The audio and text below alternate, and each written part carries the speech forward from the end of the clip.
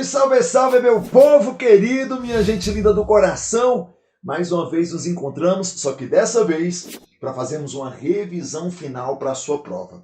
A pandemia nos impede de estarmos ainda presentes, mas em breve, muito em breve, nós nos encontraremos não mais no exame de ordem, não mais no preparatório para a sua prova da OAB, mas com certeza pelos fóruns da vida, pelos órgãos públicos da vida, e eu terei o maior prazer de lhe dar um abraço, lhe dar um beijo, tendo a certeza de que você foi aprovado e que hoje está ocupando aí o seu espaço aí na advocacia. Queridos, eu me chamo Cristiano Lopes. Para os que não fizeram aí o curso presencial conosco, mas que estão nos acompanhando apenas essa revisão, e nós iremos conversar, que eu tenho aqui uma horinha, né, mas até uma hora para a gente conversar sobre as principais dicas, as principais apostas, aquilo que eu imagino que seja interessante para a sua prova de Direito Constitucional. Lembrando que no exame de ordem nós temos aí 7 questõezinhas. Olha que é um número considerável, tá? É um número considerável. Então aqui a gente deseja muito mais trazer aqui algumas orientações daquilo que seria interessante, daquilo que seria importante para a nossa prova. E eu vou começar trazendo um tema que considero ser extremamente relevante: remédios constitucionais. Quase todas as provas do exame de ordem trazem esse tema. Então desce aqui comigo, nossa revisãozinha. Vamos aqui numa folha em branco para a gente poder fazer uma revisão rápida sobre os remédios, né? Sobre os nossos remédios constitucionais. Remédios constitucionais. Cris, onde é que eu vou encontrar os remédios constitucionais? Nós vamos encontrar os remédios constitucionais na nossa Constituição, lá no artigo 5º. Então destaque aí o artigo 5º da nossa Constituição. Artigo 5º, para ser bem exato, entre o inciso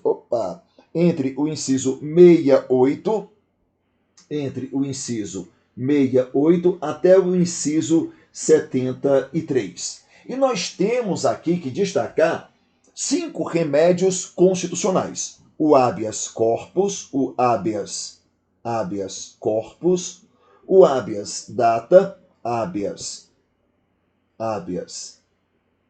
data. Nós temos o mandado de segurança, o mandado de injunção,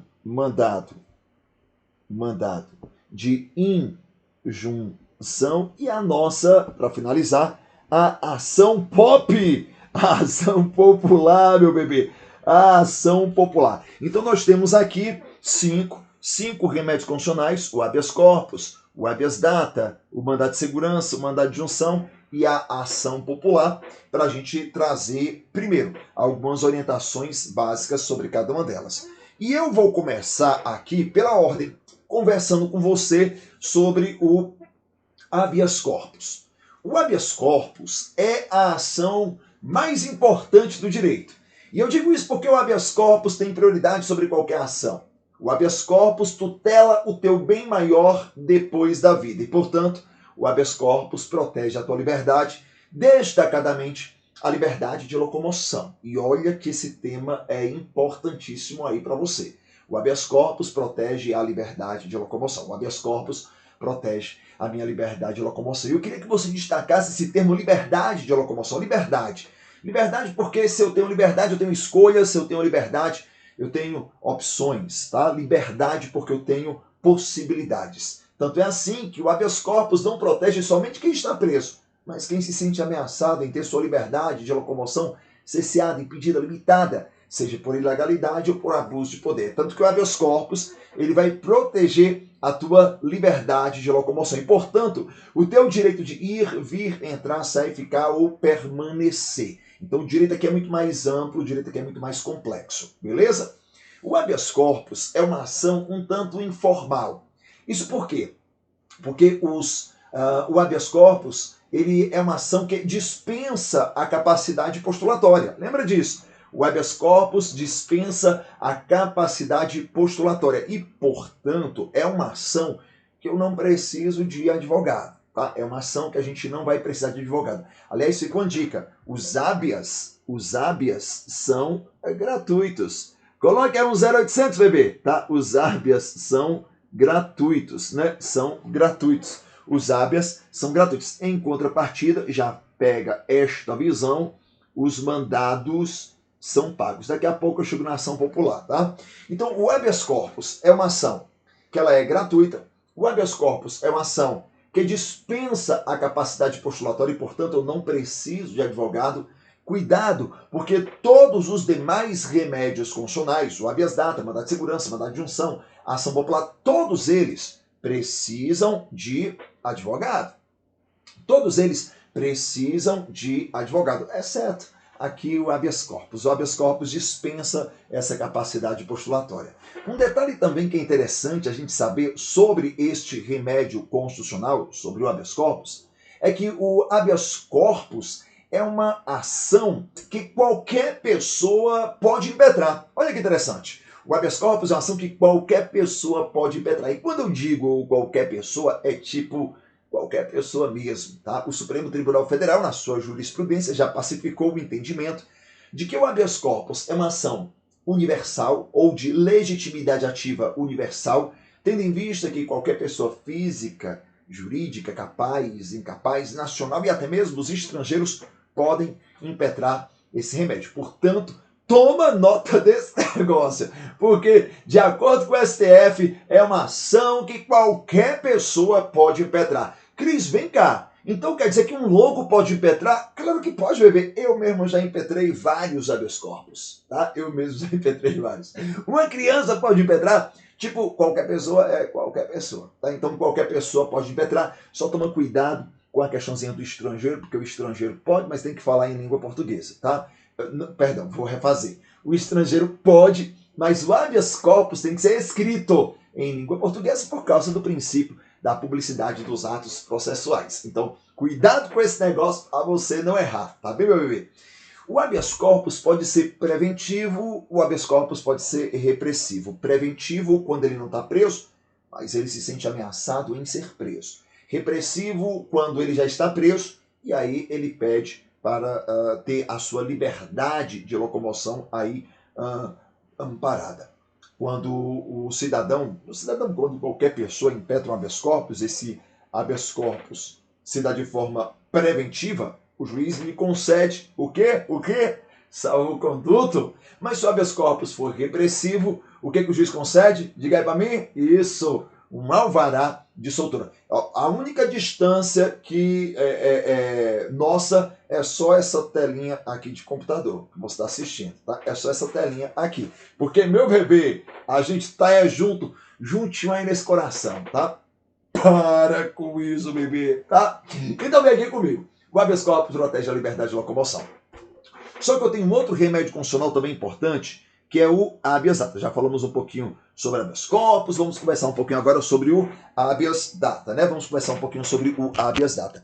O habeas data é uma outra ação importantíssima. Isso porque o habeas data, ele vai proteger o nosso direito de informação. Isso mesmo, o nosso direito de informação.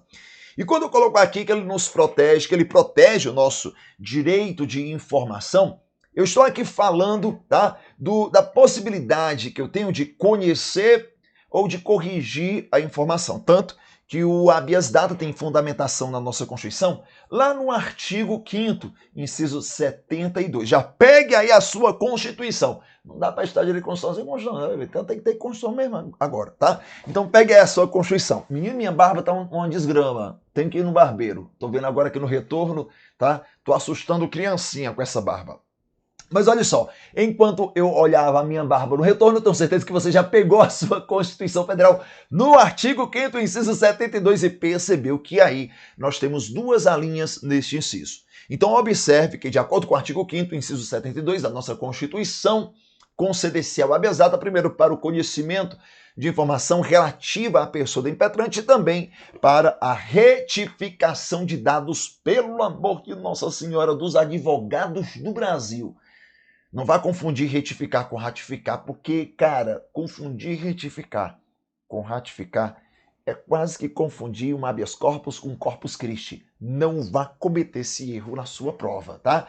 Então, se eu quero retificar, é porque eu quero consertar, corrigir. Porque se eu quisesse ratificar, eu queria o quê? Ratificar seria confirmar. Ratificar seria confirmar aquela informação. Eu não quero confirmar, eu quero retificar e, portanto, eu quero corrigir aquela informação. Beleza?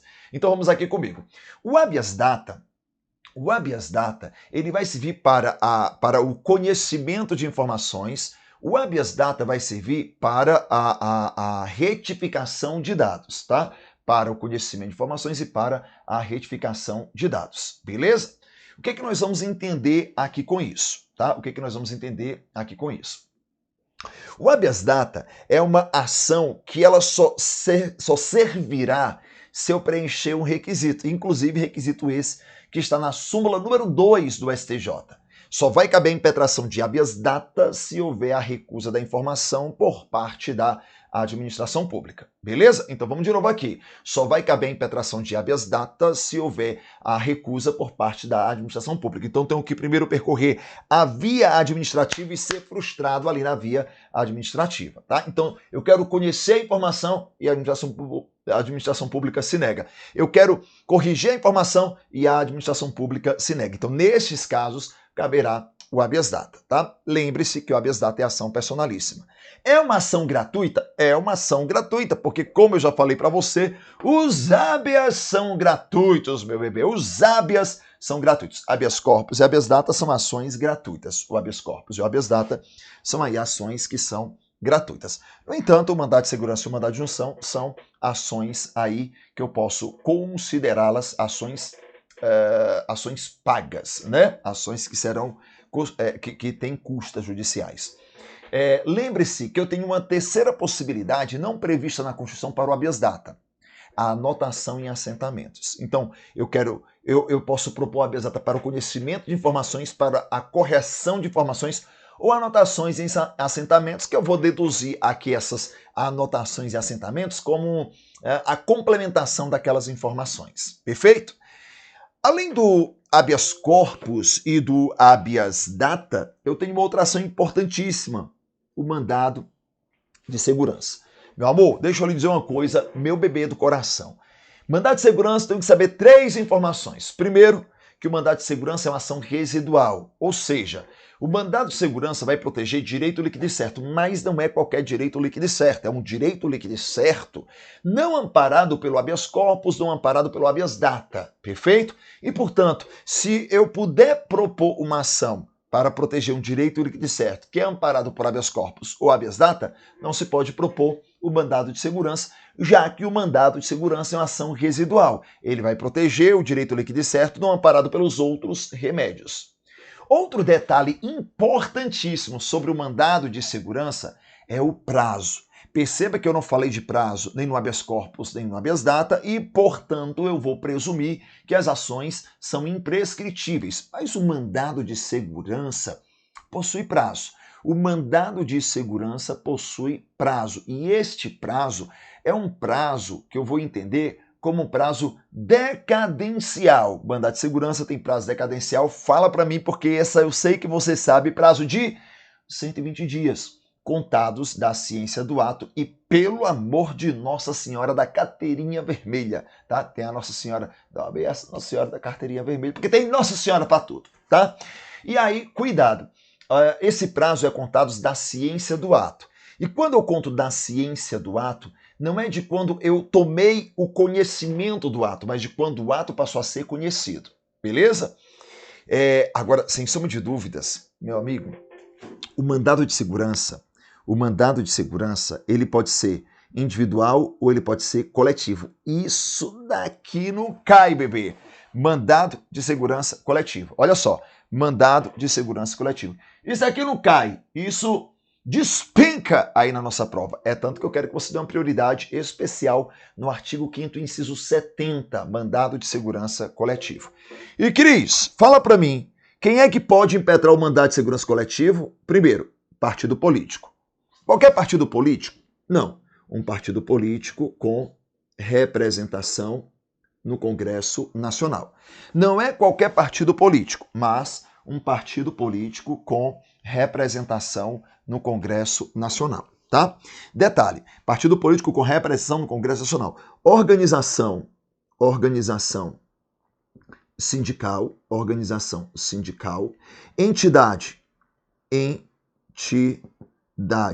de classe, e associações, associações com pelo menos um ano de funcionamento, tá? Associações com pelo menos um ano de funcionamento. Então vamos aqui comigo, tá? Partido político com representação no Congresso Nacional, organização sindical, entidade de classe e associações com pelo menos um ano de funcionamento. Observe que para a nossa prova apenas a associação é que possui um ano de funcionamento. Beleza? Então vamos aqui comigo, mais uma vez, olha só o que nós temos aqui. Mandado de segurança coletivo pode ser impetrado por partido político com representação no Congresso Nacional, organização sindical, entidade de classe e associação com pelo menos um ano de funcionamento. Perfeito? Essas 3 dicas do mandado de segurança. Característica da residualidade, o prazo de 120 dias, sendo esse prazo decadencial, e os legitimados do mandado de segurança coletivo, acertou a questãozinha, porque eu sei que isso vai cair na sua prova. Tô tendo visões espirituais, bebê. Tô tendo visões espirituais, tá? Só que, desce aqui comigo, além do mandado de segurança, além do habeas data, além do habeas corpus, vamos aqui rapidinho nessa próxima ação. Mandado de injunção. Cris, o mandado de injunção é uma ação um tanto nova. É uma criação tipicamente brasileira, é uma ação que não existe em lugar nenhum, é uma ação que não existe em nenhum outro país, como eu disse, é uma criação brasileira, e foi criada com a Constituinte de 88. O mandado de injunção é aquela ação que vai tentar concretizar o direito previsto na Constituição, mas esse direito não foi ainda regulamentado. É exatamente isso. Palavrinha-chave para o mandado de injunção. O mandado de injunção protege um direito líquido e certo não amparado pelos outros remédios. Essa é a palavrinha-chave. Mandado de injunção protege direito líquido e certo não protegido, não amparado por outros remédios. Então aqui, eis a palavrinha. Vou trazer um exemplo para você. Servidor público civil tem direito de greve? Tem. Nós temos lei para regulamentar a greve do servidor público? Não. Então, se o servidor público tem o direito de greve, se o servidor público tem o direito de greve, mas ele se sente prejudicado porque ele tem um direito, mas esse direito não foi regulamentado, então ele pode impetrar o mandado de injunção. Beleza? E, para finalizar, nós temos a ação popular. Esse daqui é interessante porque é uma ação, olha só, regra gratuita, salvo se for comprovada má fé do autor da ação. Então, uma ação popular é uma ação gratuita. A ação popular, ela é uma ação gratuita, salvo se for comprovada má fé do autor da ação, tá? Salvo se for comprovada má fé do autor da ação. Então observe que esta ação é uma ação importantíssima e é uma ação atípica, porque é uma ação que somente pode ser proposta pelo cidadão. É uma ação que só pode ser proposta pelo cidadão. E eu vou entender o que aqui? Eu vou entender que, de acordo com a Lei 4717 de 65, ser cidadão é estar em gozo dos direitos políticos.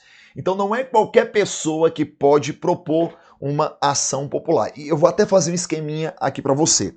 A ação popular, ela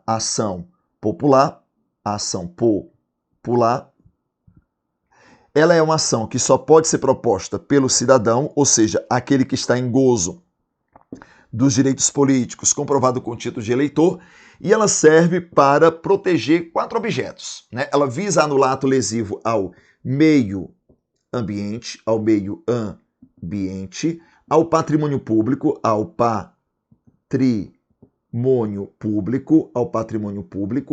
patrimônio histórico e cultural, ao patrimônio histórico e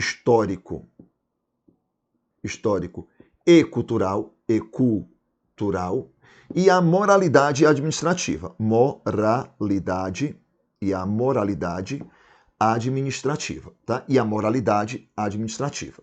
Então, observe, tá? Observe aqui a situação. E destaque a moralidade administrativa porque os atos de improbidade administrativa, dentre outros, resulta na suspensão dos direitos políticos. E a banca vai dizer que resultaria na perda dos direitos políticos. É errado, tá? Errado. Resulta na suspensão dos direitos políticos. Cara, sobre os remédios constitucionais, fique atento a essas 5 ações. Acho que seria um tema importantíssimo aí para a sua prova. Eu tenho uma dica também para você de nacionalidade, que eu acho que seria interessante. Nacionalidade. Desce aqui comigo para a gente falar um pouquinho sobre nacionalidade. Em se tratando de nacionalidade, eu queria que você destacasse o artigo 12, parágrafo 3º. Cara, eu acho que esse tema pode cair na sua prova. O artigo 12, parágrafo 3º, traz os cargos privativos de natos, né? Cargos privativos de brasileiros natos. Nós temos aqui os cargos que são privativos de brasileiros natos, cargos que só podem ser ocupados por brasileiros natos. E essa dica você já sabe, porque a nossa regra é que, de acordo com o parágrafo 2º do artigo 12, não haja distinção entre brasileiro nato e brasileiro naturalizado, ressalvado aqueles casos previstos na Constituição. Tá? E aí o artigo 12, parágrafo 3º, nos traz uma listinha de cargos que só podem ser ocupados por brasileiros natos. E vamos só lembrar comigo, quais são os cargos que só podem ser ocupados por brasileiros natos, que brasileiros naturalizados não poderiam ocupar? Eu tenho o cargo de presidente e vice-presidente da República, presidente da Câmara, presidente do Senado, todos os ministros do STF, os membros de carreiras diplomáticas, os oficiais das Forças Armadas e dos ministros que auxiliam o presidente, o ministro da Defesa, tá? Eu tenho até um bizu aqui para você, tá? Que é o nosso mp3.com. Esse bizu, meu amigo, mp3.com. Esse bizu já é sabido por todos vocês, tá? Todos já conhecem esse macete, todos já conhecem esse bizu, que é o nosso mpp.com,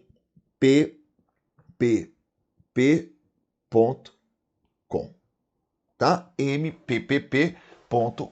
Vamos só matar comigo? Vamos só matar comigo? PPP, presidente da República e o vice-presidente da República. Presidente da Câmara, presidente do Senado. Beleza? Presidente e vice-presidente da República. Presidente da Câmara, presidente do Senado. Perfeito? Todos os ministros do STF. Todos os ministros do STF. Beleza? Os membros de carreiras diplomáticas. Membros de carreiras diplomáticas. Os oficiais das Forças Armadas e dos ministros que auxiliam o presidente, o ministro da Defesa. Tá? O ministro da Defesa. Perfeito? Então, olha só o que nós temos aqui, tá? Olha só o que nós temos aqui. Todos os ministros do STF, o presidente e o vice-presidente da República, o presidente da Câmara, o presidente do Senado, os membros de carreiras diplomáticas, os oficiais das Forças Armadas e o ministro de Estado da Defesa. Eu pergunto a você, o naturalizado pode ser senador? Pode, ele não pode ser, é o presidente do Senado. O naturalizado ele pode ser deputado? Pode, ele não pode ser, é o presidente da Câmara dos Deputados. O naturalizado pode ser ministro da Educação? Sim. Da Justiça? Sim. Né? Da Saúde? Sim. Ele não pode ser ministro da Defesa, porque esse é um cargo privativo de brasileiro nato. O naturalizado pode ser prefeito? Pode. O naturalizado pode ser governador? Pode. O naturalizado não pode ser o presidente e o vice-presidente da República. Um brasileiro naturalizado, professor, pode ser ministro do STJ? Pode. Ele não pode ser ministro do STF, tá? Ele não pode ser ministro do STF. Então toma cuidado com isso para que você não erre esse tipo de questãozinha na hora de sua aproveita, tá? Na hora da sua prova, para que você não erre nenhum tipo de questionamentos como esse. Eu acho que cargos privativos de brasileiro nato seria interessante, só que eu vou fazer aqui uma ampliação, tá? Não esqueça da extradição. Sugiro que você faça uma leitura também desse dispositivo, tá? Que trata sobre a extradição. Extradição se encontra na nossa Constituição lá no artigo 5º, inciso 51. Eu sugiro essa leitura, porque, de acordo com a nossa Constituição, nenhum brasileiro será extraditado, salvo se ele for naturalizado, e eu tenho duas possibilidades aqui. Primeiro caso, tá? Ele será extraditado, tá? O nato não pode ser extraditado, o naturalizado pode, em duas situações. Se ele cometeu um crime comum antes da naturalização, ou no caso de comprovado envolvimento em tráfico de drogas. E aí nós teríamos essa outra possibilidade, tá? Eu, particularmente, destacaria essas duas possibilidades aqui. Acho que seriam interessantes para a nossa provinha. Acho que seria aqui bem relevante para a nossa prova. Então, extradição seria bacana. Nato não pode ser extraditado, naturalizado pode ser extraditado nessas duas situações. Ou cometer um crime comum antes da naturalização, ou no caso de tráfico de drogas, a qualquer momento. Beleza? Um outro tema que eu também acho que seria interessante para a sua prova seria o tema direitos políticos. Direitos políticos, tá? Direitos políticos também vejo como um tema aí interessante, também vejo como um tema aí importante para a sua prova. E quando eu falo em direitos políticos, um tema que eu considero relevante seria o previsto no artigo 14, parágrafo 3º, que vai tratar das condições de elegibilidade. Vamos marcar isso comigo? Olha que interessante esse dispositivo. O artigo 14, parágrafo 3º da nossa Constituição, vai tratar das condições de elegibilidade. Condições de elegibilidade, tá bem? Condições de elegibilidade para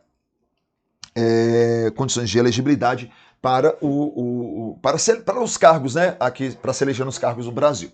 Então, para uma pessoa se eleger no Brasil, ela precisa preencher algumas condições. E essas condições estão todas previstas aqui no artigo 14, parágrafo 4º. Vamos para a primeira condição? A primeira condição para se eleger no Brasil tem que ter nacionalidade brasileira. Tem que ter nacionalidade brasileira, tá? A primeira condição tem que ter nacionalidade brasileira, beleza? Nacionalidade brasileira. Então vamos aqui comigo. Eu tenho que ter nacionalidade brasileira. Os estrangeiros podem se eleger? Não, meu bebê, porque o estrangeiro não tem nacionalidade brasileira. Ah, mas crise se ele se naturalizar, não cria se, bebê, quem cria se fode na prova, tá? Se ele se naturalizar, ele não é estrangeiro, ele é brasileiro naturalizado e, portanto, tem a nacionalidade brasileira, tá? Então, cuidado, porque se a banca coloca estrangeiro, ela não está falando do naturalizado. Porque se ela falar do naturalizado, ele tem nacionalidade brasileira. O estrangeiro é o estrangeiro. O brasileiro naturalizado é brasileiro e, portanto, tem nacionalidade brasileira. Claro que aqui alguns cargos, nós vimos anteriormente, alguns cargos só podem ser ocupados por brasileiros natos, como é o caso do presidente, vice-presidente, né? Já vimos isso. Uma outra condição para se eleger no Brasil é ter o alistamento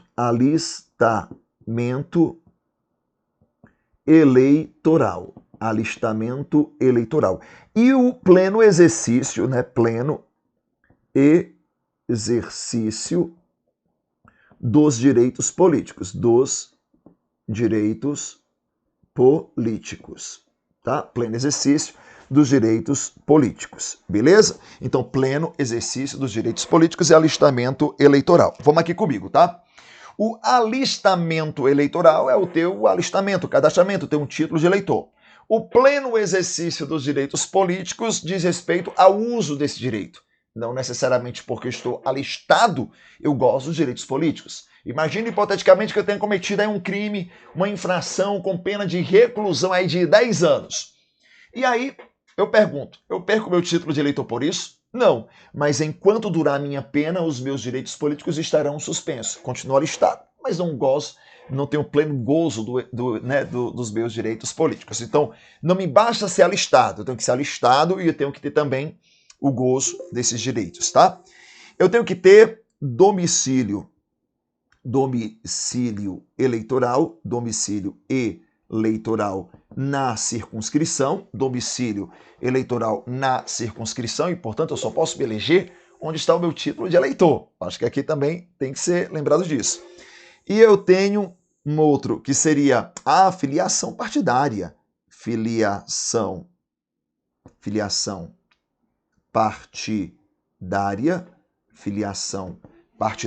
tá? Filiação partidária. E vamos aqui comigo, tá? Filiação partidária. Eu tenho que ser filiado a um partido político, PT, PSDB, PDT, PQP e por aí vai, tá? Filiação partidária. Então, nesse caso, nós temos que ter, como nós temos que ter filiação partidária, um político não pode se eleger sem ter essa filiação, a não ser o militar, tá? Porque o militar, enquanto na ativa, ele não pode se filiar a partido político, beleza? E eu tenho mais um requisito, sexto, vamos colocar aqui sexto, idade mínima. Idade mínima, né? Idade mínima. Olha só, mimimar não dá, né? Idade mínima. Não, isso aqui é em latim, é porque eu estava colocando em latim, tá? Relaxa o coração que vamos corrigir esse negócio é agora. Idade Eita, menino, que agora foi até pasar uma amarela aqui. Então, idade mínima, agora foi, tá? Idade mínima de, tá? Idade mínima de, pronto. Idade mínima de. E Cris, qual é a idade mínima para cada cargo eletivo? Por exemplo, se for presidente da República e senador, 35 anos. Se for governador, 30 anos.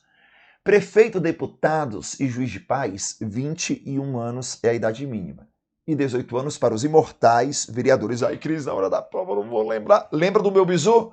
Lembra do telefone da elegibilidade do nosso 3530 21 18? 3530 21 18, tá? 3530 21 18, beleza? Então vamos aqui comigo.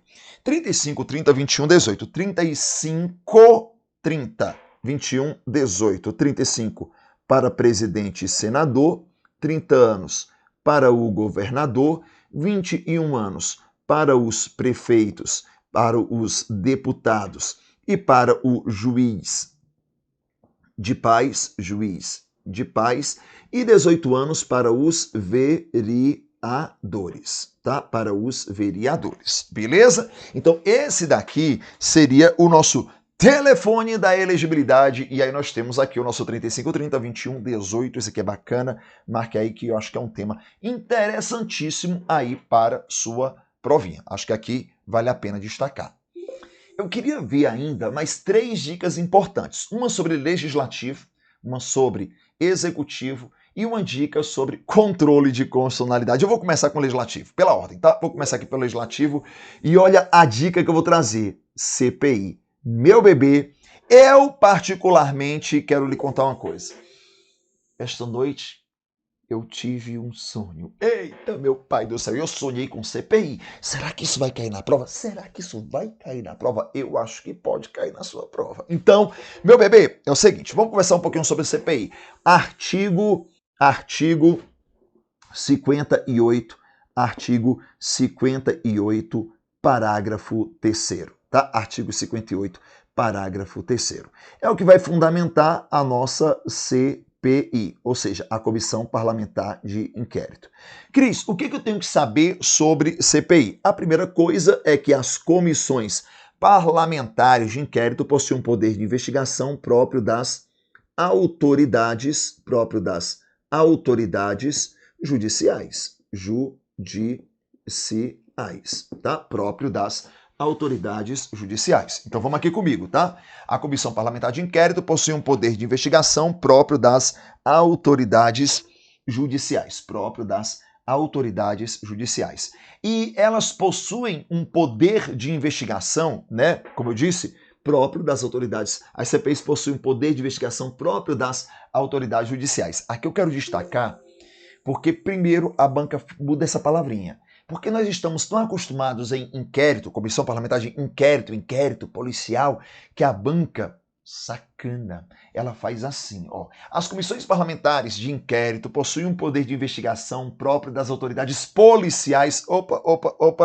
Não, tá? As comissões parlamentares de inquérito possuem um poder de investigação próprio das autoridades judiciais. Só tome cuidado que uma CPI não faz tudo que o judiciário faz por causa da reserva ou cláusula, vou até colocar como cláusula para ficar melhor, como cláusula da reserva jurisdicional. Jurisdicional, tá? Cláusula da reserva ou cláusula da reserva jurisdicional. Beleza? Então a comissão parlamentar de inquérito possui um poder de investigação próprio das autoridades judiciais e observe que ela possui um poder de investigação próprio da reserva, como eu disse, próprio das autoridades judiciais, mas ela não faz tudo que o judiciário faz por causa da reserva jurisdicional. Beleza? Por exemplo, uma CPI não pode fazer interceptação telefônica por conta própria, porque isso depende de uma ordem judicial. Uma CPI, para ser instaurada, ela precisa preencher três requisitos. Três requisitos, três condições. Três condições. Beleza? Três requisitos, três condições. Primeiro, tá? Você vê que ela precisa de 1/3 dos membros, um fato determinado e um prazo certo. Então, 1/3 dos membros, um fato determinado e um prazo certo. Seriam aqui os requisitos, tá, de uma CPI. 1/3 dos membros, o requerimento de 1/3 dos membros, um fato determinado e um prazo certo. Observe que esse prazo pode ser prorrogado, tá? As conclusões da CPI são encaminhadas para o Ministério Público e é o Ministério Público que vai propor ação civil ou criminal contra os infratores. Perfeito? CPI, meu bebê, não esqueça de ler o artigo 58, parágrafo 3º. Importantíssimo, tá?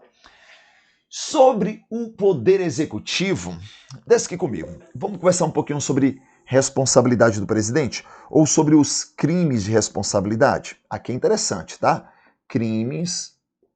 Epa, eu ia colocar crias. Não é criasmis, né? É crimes. Agora sim. Crimes de responsabilidade. Crimes de responsabilidade, tá? Crimes de responsabilidade. O que acontece? São crimes de responsabilidade. Os crimes de responsabilidade estão previstos lá no artigo 85 da nossa Constituição. Inclusive, já marque aí para fazer uma leitura, porque crime de responsabilidade, sinto eu, artigo 85, tá? Sinto eu ser uma boa pedida para a sua prova. Os crimes de responsabilidade, eles estão previstos na nossa Constituição, lá no artigo 85. E o que é um crime de responsabilidade? Um crime de responsabilidade é um ato praticado pelo presidente da República que atenta contra a Constituição, principalmente se ele atentar contra a existência da União, contra o exercício do poder legislativo, do poder judiciário, do Ministério Público, dos poderes constitucionais das unidades da Federação, se o presidente atentar contra o livre exercício dos direitos sociais, individuais e políticos, se ele atentar contra a probidade administrativa, se ele atentar contra a segurança interna do país, se ele descumprir leis e se descumprir decisões judiciais, o presidente comete um crime de responsabilidade. O que acontece é que a Constituição, no artigo 85, me traz quais são os crimes de responsabilidade que o presidente da República, cometendo, resultaria num processo de impeachment. O artigo 86, ele até amplia um pouco mais isso, Porque o artigo 86 diz que o presidente da República pode, além de um crime de responsabilidade, cometer também um crime comum. E aí, neste caso, olha como é que funcionaria. Se o presidente da República cometer um crime comum, aí o presidente seria julgado pelo STF. Mas se o presidente da República cometer um crime de responsabilidade,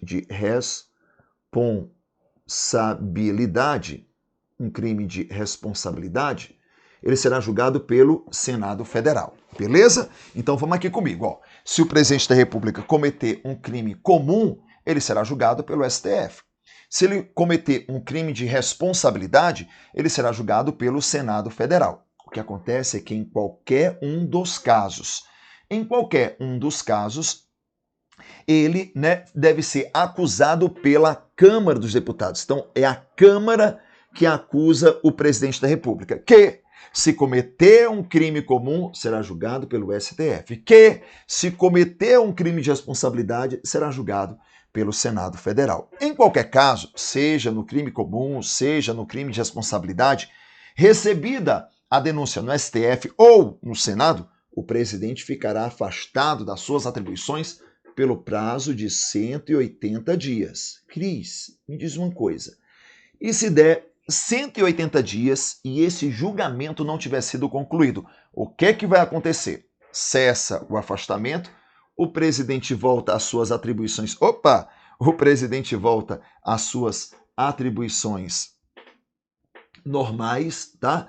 Sem prejuízo do prosseguimento do processo. Sem prejuízo do prosseguimento do processo. Eu digo isso porque a banca vai dizer que se der 180 dias e o julgamento não tiver sido concluído, cessa o afastamento e o processo vai ser arquivado. O processo não será arquivado, tá? O presidente volta às atribuições e o processo vai continuar. O procedimento ele vai prosseguir, beleza? Aqui fica uma dica, acho que seja interessante esse dispositivo aqui também. Perfeito? Queridos, detalhe que também é interessante é a Câmara, né? A Câmara é que vai acusar o presidente. Mas a Câmara não vai chegar e dizer assim, cara, tive uma ideia, vamos acusar hoje o presidente? A Câmara vota. E se, olha o quórum, 2/3 dos membros entenderem pela acusação, aí sim é que o presidente da República será acusado. Uma dica que é interessante é que quando nós falarmos aqui, deixa eu até apagar aqui um pouquinho para não poluir tanto, tá? Deixa eu apagar um pouquinho para não poluir. Seguinte, quando o presidente cometer um crime comum, ele será julgado pelo STF, beleza? Quando o presidente da República cometer um crime de responsabilidade, o julgamento é feito pelo Senado. Mas em qualquer dos casos, seja no crime comum, seja no crime de responsabilidade, quem vai presidir o julgamento no STF ou no Senado é o presidente do STF. Beleza? Tanto no caso como no outro. Cara, eu sugiro para você a leitura do artigo 85 e esse daqui, artigo 86, tá? Artigo 86. Eu acho que vale muito a pena esse dispositivo ser pontuado como tema importante para a sua prova. Perfeito? E queridos, como o nosso tempo, meu Deus, o nosso tempo é muito curto, eu quero dar uma dica para você sobre controle de constitucionalidade. Uma dica que sempre cai, tá? O controle de constitucionalidade, se eu fosse substituir a palavra controle, controlar nada mais é do que um procedimento. Um procedimento de se verificar, tá? De se verificar se uma lei ou se um ato, normativo está material ou formalmente, ou materialmente, de acordo com a Constituição. Então, observe que o controle de constitucionalidade nada mais é do que esse procedimento de se verificar se uma lei ou se um ato normativo está formalmente ou materialmente de acordo com a nossa Constituição, tá? De acordo com a nossa Constituição. Aqui é interessante, tá? Aqui é interessante porque desse conceito nós tiramos uma série de informações. Por exemplo, dentre elas, que toda vez que nós falarmos em controle, nós temos que identificar um parâmetro e também o objeto do controle. O parâmetro, hoje nós chamamos de bloco de constitucionalidade. Bloco de constitucionalidade. Bloco de constitucionalidade. E Cris, vem cá, o que eu posso entender como integrante deste bloco de constitucionalidade? O bloco de constitucionalidade não é somente a Constituição. O bloco de constitucionalidade é um agrupamento. O bloco de constitucionalidade não é só a Constituição, mas um agrupamento. Eu posso entender como bloco de constitucionalidade, tá? Eu posso entender como bloco de constitucionalidade alguns pontos, alguns aspectos. Por exemplo, tá?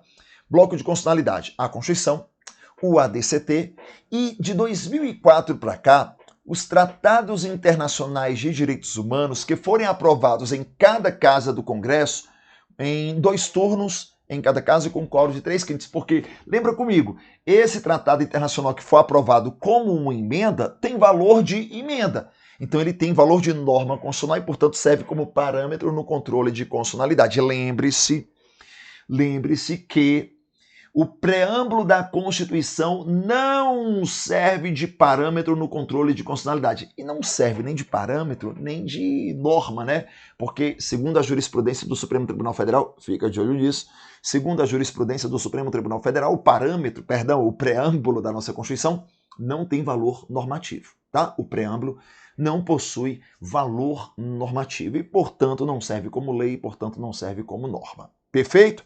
No entanto, eu tenho também, além do parâmetro, tá? Além do parâmetro, o objeto. E o objeto é lei ou ato normativo. Lei ou ato normativo. Então, observe que, para que eu possa considerar algo como inconstitucional, isso tem que ser lei ou tem que ser ato normativo.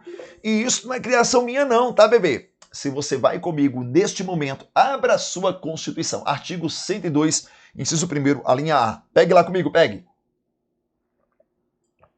O artigo 102, inciso 1º, a linha A, ele é muito claro ao estabelecer que compete ao Supremo Tribunal Federal, principalmente a guarda da Constituição, cabendo-lhe processar e julgar originariamente ação direta de inconstitucionalidade ou ação declaratória de constitucionalidade de lei ou ato normativo federal. Aliás, olha só, se eu for me guiar pela literalidade, ele vai dizer assim: compete ao Supremo Tribunal Federal, principalmente à guarda da Constituição, cabendo-lhe processar e julgar ação direta de inconstitucionalidade de lei ou ato normativo federal ou estadual e ação declaratória de constitucionalidade de lei ou ato normativo federal. Daqui eu vou presumir uma coisa.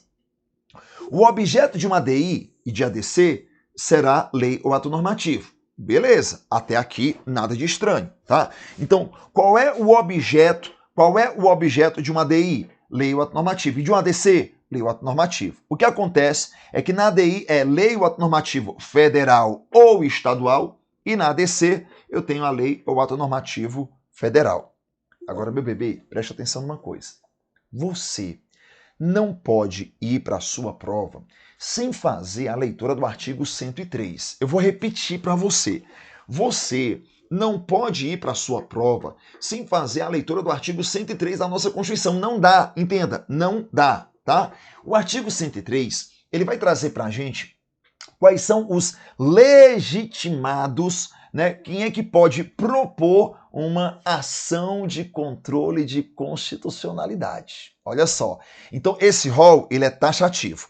E se você pega comigo o artigo 103, ele vai dizer assim pra gente: podem propor ação direta de inconstitucionalidade e ação declaratória de constitucionalidade, porque perceba, os legitimados do artigo 103 podem propor qualquer das ações de controle, tá? ADI, ADO, ADC e ADPF. Ação direta de inconstitucionalidade, ação direta de inconstitucionalidade de proibição, ação declaratória de constitucionalidade e a arguição de descumprimento de preceito fundamental. Beleza? Aí, lá no artigo 103, ele diz: podem propor ação direta de inconstitucionalidade e ação declaratória de constitucionalidade, e me traz o rol: o presidente da República, o procurador-geral da República, o governador do estado ou do Distrito Federal. Eu tenho também a mesa da Câmara, a mesa do Senado, a mesa da Assembleia Legislativa ou da Câmara Legislativa do Distrito Federal, o partido político, com representação no Congresso Nacional, o Conselho Federal da OAB, a Confederação Sindical ou entidade de classe de âmbito nacional. Nossa, Cris, eu tenho que decorar? Tem, e por isso eu tô aqui, porque se eu não tiver aqui para facilitar, eu não venho nem dar aula para você, tá? Então nós vamos fazer uma brincadeirinha aqui, ó, para você não esquecer nunca mais na sua vida do rol dos legitimados que podem propor uma ação direta e uma ação declaratória de constitucionalidade, tá?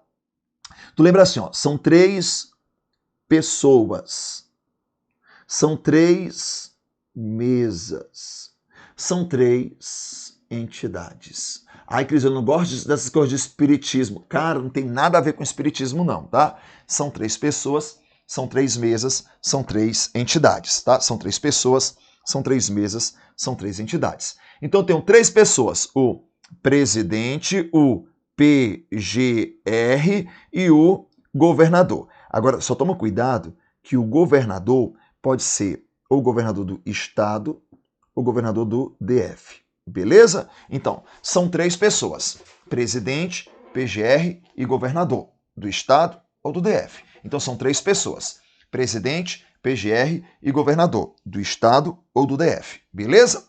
São 3 mesas. São 3 mesas. A mesa da Câmara, a mesa do Senado e a mesa da Assembleia Legislativa ou da Câmara Legislativa do Distrito Federal. Então vamos aqui comigo? São 3 pessoas, presidente, PGR e governador do estado ou do DF. São 3 mesas, mesa da Câmara, mesa do Senado, mesa da Assembleia Legislativa ou da Câmara Legislativa do Distrito Federal. E são 3 entidades, o partido político com representação no Congresso Nacional, tá? Partido político com representação no Congresso Nacional, o Conselho Federal da OAB, e a Confederação Sindical, ou entidade de classe de âmbito nacional, beleza? Então tenho aqui 3 pessoas, 3 mesas, 3 entidades. Lembra comigo? 3 pessoas, presidente, PGR, governador do estado do DF. São 3 mesas, a mesa diretora da Câmara, a mesa diretora do Senado, a mesa diretora da Assembleia Legislativa ou da Câmara Legislativa do Distrito Federal. Lembre-se que no Distrito Federal nós não temos Assembleia Legislativa, nós temos uma Câmara Legislativa. O partido político, né, com representação no Congresso Nacional, o Conselho Federal da OAB e a Confederação Sindical, entidade de classe de âmbito nacional. Detalhe, só para uma jurisprudência, partido político com representação no Congresso Nacional significa dizer o seguinte: lembre-se que o nosso Congresso Nacional ele é bicameral, isso você já sabe. O Congresso Nacional é bicameral porque é composto por 2 câmaras, né, 2 casas, a Câmara dos Deputados e o Senado Federal. Para que um partido político tenha representação no Congresso Nacional, basta que ele tenha pelo menos um representante em uma das casas. Assim sendo, se o partido político tem um senador, ele já tem representação no Congresso Nacional. Se o partido político tem pelo menos um deputado federal, ele tem representação no Congresso Nacional. Perfeito, meu povo? Minha gente linda do coração, meu tempo está se esgotando e eu queria muito, além de ter trazido para você essas dicas e minhas principais apostas, eu queria muito lhe pedir uma coisa. Vá para essa prova com uma certeza, a certeza da aprovação. O primeiro passo para a sua vitória, ela está aqui, na sua mente.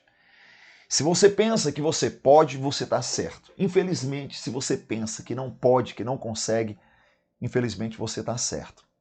Então, se for para pensar, pensa grande, pense alto. Nas minhas orações, eu sempre penso dessa forma. Deus faz com que os meus sonhos sejam tão altos quanto são os sonhos que tu tens planejado para a minha vida.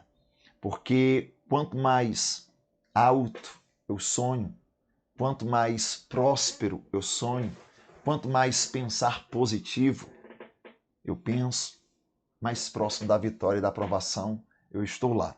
Uma vez me disseram assim: professor, acho que essa história de pensamento positivo não serve de nada. Eu acho que o negativo é que não serve mesmo.